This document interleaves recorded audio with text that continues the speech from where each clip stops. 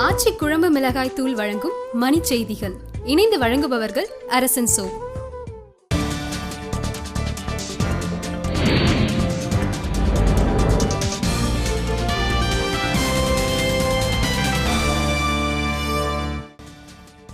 ஆவணங்களை எரித்து விடுவதாக வந்த மிரட்டலை எடுத்து ஆட்சிப்பணி அதிகாரி சகாயத்தின் அலுவலகத்துக்கு கூடுதல் பாதுகாப்பு.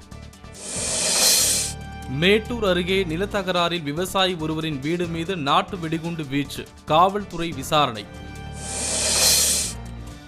சென்னை, மதுரை உள்ளிட்ட 8 நகரங்களில் நெடுஞ்சாலைத்துறை உதவி பொறியாளர் பணிக்கான தேர்வு தொடக்கம்.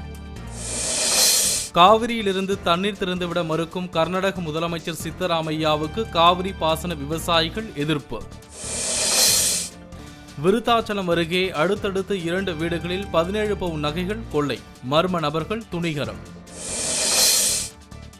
தொடர் மழையால் அமராவதி அணையின் நீர்மட்டம் 2 அடி உயர்வு, விவசாயிகள் மகிழ்ச்சி. விழிகொடையை வலியுறுத்தி சென்னையில் நாட்டு நலப்பணி திட்ட மாணவர்கள் ஊர்வலம்.